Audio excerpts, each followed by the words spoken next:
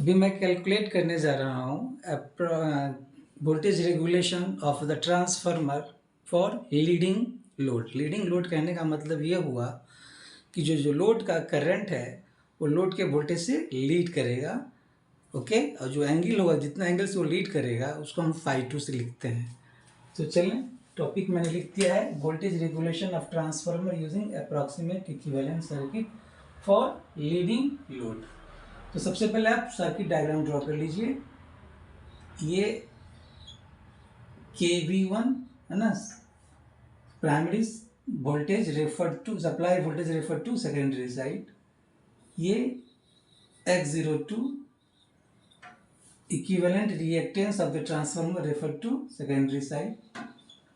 R02 equivalent resistance refer to secondary side. ये आपका load है, LOAD है ना, लोड। ये आपका लोड वोल्टेज जब करंट फ्लो हो रहा था I2।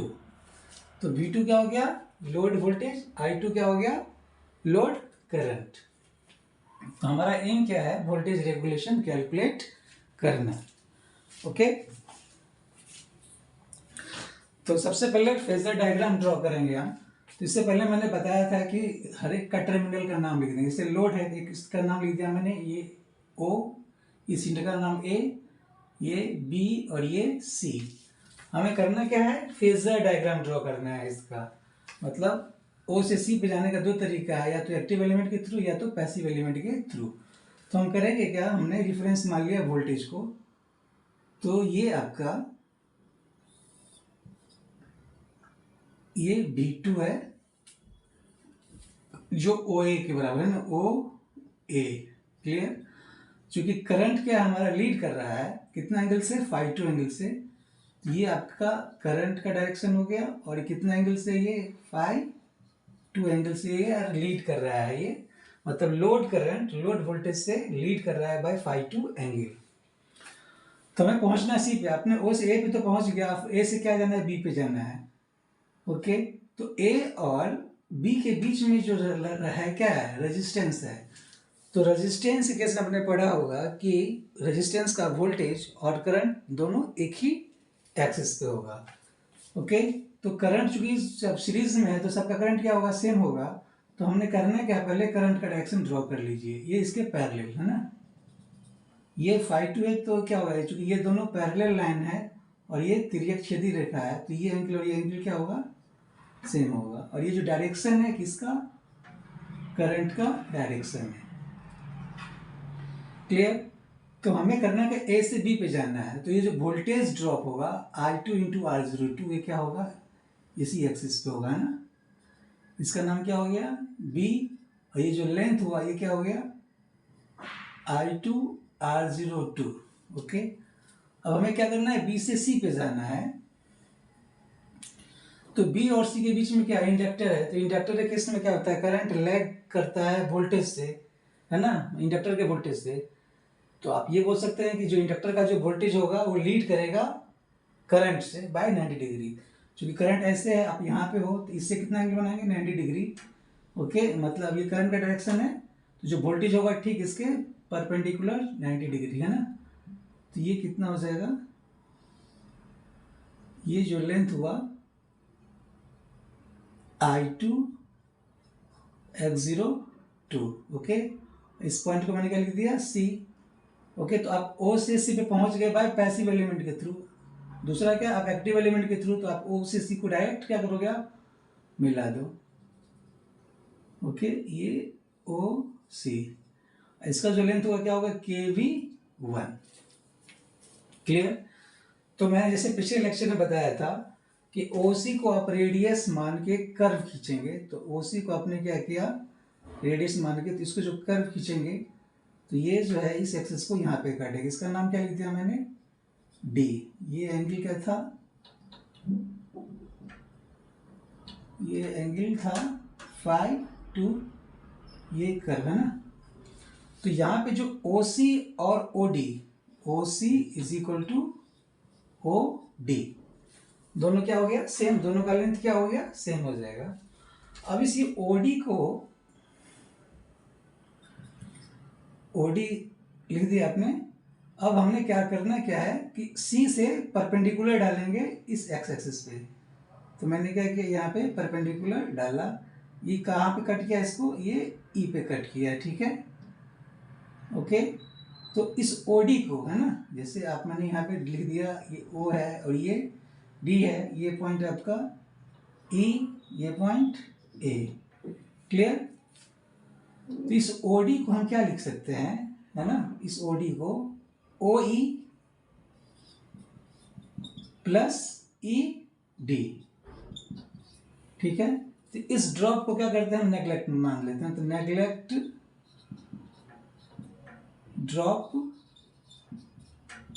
E D, okay. तो ये जो आपका ओ सी होगा वो किसके बराबर हो जाएगा, ये ओ ई के बराबर, है ना। O C is equal to approximately equal to O E, clear. अब जो है ड्रॉ करेंगे हम O C is equal to, मैंने लिख दिया ओ ई। अब करेंगे क्या कि बी से परपेंडिकुलर डालेंगे इस पे, है ना। तो ये जो आएगा इसका नाम लिख दिया मैंने, एफ लिख दिया, ठीक है, ओके। तो अब जरा बताओ आप, बी से हमने क्या किया, परपेंडिकुलर डाला एफ पे, ये आपका, है ना। तो और ये जो ये लेंथ क्या था, I2 R02, ओके। तो इस OE को आप जो है क्या लिख सकते हो, आप OE को, है ना, जिसे मैं यहाँ पे ड्रॉ कर देता हूँ, ये O पॉइंट, ये पॉइंट F, ये पॉइंट E, क्लियर। तो OE जो है हमारा, ये OE, इसको आप क्या लिख सकते हो, OF में से क्या करेंगे हम, EF को माइनस कर दें, तो OF माइनस EF, क्लियर। अब ये जो OF है हमारा, OF, इसको आप क्या लिख सकते हैं, OF को, ये जो OF है इसको आप क्या लिख सकते हैं, OA प्लस AF और ये माइनस EF, है ना। मतलब यहाँ पे ये पॉइंट अब दूसरा लिखा मैंने, जैसे क्या था O और ये F है, ये पॉइंट क्या है A, है ना। तो इस OF को मैंने क्या लिख दिया, OA प्लस AF, क्लियर। अब करेंगे क्या कि जो इस B से क्या करेंगे, इसका परपेंडिकुलर डालेंगे, इसका नाम मैंने लिख दिया G, क्लियर। तो जो BG और EF दोनों क्या होगा, दोनों का लेंथ सेम हो जाएगा। तो ये OA प्लस AF माइनस ये जो EF है इसको मैंने BG के बराबर लिख दिया, क्लियर। तो अब बताओ OA हमको पता है क्या है, OA कितना है, वो B2 के बराबर है, AF क्या होगा और BG निकालना है ना। तो अब जरा बताओ, इन ट्रायंगल ABF, है ना,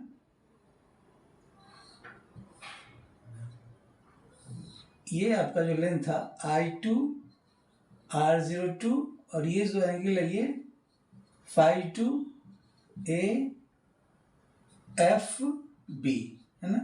तो इससे आपका जो है cos Phi2 is equal to क्या लिखेंगे आप, AF बाय मतलब बेस बाय हाइपोटेन्यूज, तो I2 इंटू R02, तो इससे जो AF आ गया वो आ गया I2 R02 cos Phi2। अब ये BG है ना, हमें BG निकालना है। तो इस ट्रायंगल में आप, जो ट्रायंगल है आपका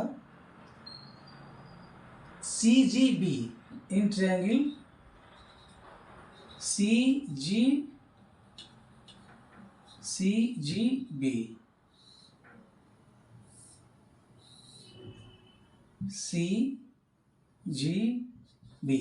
इस BC का लेंथ हमें पता है कितना, I2 X02। ओके, अब पता करना है हमें कि ये एंगल कितना होगा। तो अब जरा बताओ आप हमें, ये φ2 है, ये एंगल φ2 है, ये 90 डिग्री है, तो ये क्या हो जाएगा 90 माइनस φ2। और ये जो एंगल है ये क्या है 90 डिग्री, पूरा एंगल 90 डिग्री है, तो ये 90 माइनस φ2, तो ये क्या हो गया φ2। ओके, अगेन ये पूरा एंगल 90 डिग्री है, तो ये φ2 है, तो ये क्या हो जाएगा 90 माइनस φ2, 90 माइनस φ2, और ये 90 डिग्री है, तो इसका मतलब ये क्या हो गया, ये φ2 हो जाएगा। तो ये लेंथ, ये एंगल क्या हो गया φ2। क्लियर? तो आप क्या लिखेंगे, sine φ2 is equal to perpendicular, मतलब BG, परपेंडिकुलर BG हो गया बाय हाइपोटेन्यूज I2 X02। ये जो BG है ये क्या आ जाएगा I2 X02 साइन φ2। क्लियर? तो AF का वैल्यू मैंने निकाल लिया और BC का ही वैल्यू फाइंड कर लिया। तो अब ये जो इक्वेशन है हमारा, इसको इक्वेशन हमने 1 मान लिया। तो फ्रॉम इक्वेशन फर्स्ट, जो OC का लेंथ क्या है KV1 is equal to OA का लेंथ क्या था, है ना, OA इज इक्वल टू क्या था, ये B2 के बराबर था ना, B2 प्लस AF क्या है I2 R02 cos φ2 minus BC कितना आ गया I2 X02 sin φ2। क्लियर? ये KV1 minus B2 is equal to क्या हो गया I2 R02 cos φ2 minus I2 X02 sin φ2। Okay, now हमें निकालना क्या है, वोल्टेज रेगुलेशन। तो एट नो लोड पे, एट नो लोड मतलब I2 क्या हो गया 0 आ गया, ठीक है। तो रिप्लेस जो लोड वोल्टेज होगा, replace V2 by V2 nought, okay. इसको क्वेश्चन नंबर 2 मान लिया। तो क्या लिखेंगे, KV1 माइनस V2 की जगह मैंने पुट कर दिया V2 not is equal to, ये पूरा क्वार्टर क्या है 0, ओके। तो जो V2 नॉट हो गया वो क्या हो गया, वो KV1 के बराबर हो गया। तो इसको आप इसमें रिप्लेस कर दो, KV1 की जगह मैंने क्या लिख दिया V2 not minus V2 is equal to I2 R02 cos φ2 minus I2 X02 sin φ2। तो ये क्या हो गया वोल्टेज ड्रॉप। क्लियर? इसको अगर क्या हो गया, ये आपका जो हो गया चेंज इन वोल्टेज है ना, change in voltage from no load to full load, okay. तो परसेंटेज वोल्टेज रेगुलेशन क्या होता है, V2 not minus V2 by V2 nought into 100। तो V2 माइनस V2 नॉट का वैल्यू हमें पता हो ही गया है ना, तो हम वोल्टेज रेगुलेशन निकाल सकते हैं। तो आपने क्या सीखा कि लीडिंग लोड के लिए जो है वोल्टेज ड्रॉप क्या हो जाएगा, I2 R02 cos φ2 minus I2 X02 sin φ2। लेकिन लैगिंग लोड के लिए क्या होगा, ये प्लस हो जाएगा, है ना। इसका मतलब क्या हो गया कि लीडिंग लोड में जो वोल्टेज ड्रॉप होगा वो कम होगा और लीडिंग लोड में जो वोल्टेज ड्रॉप होगा वो ज़्यादा होगा। क्लियर? तो अगर आपसे पूछा जाए कि वोल्टेज रेगुलेशन किस में ज़्यादा होगा, तो आप क्या बताएंगे, लैगिंग लोड में क्या होगा। So voltage regulation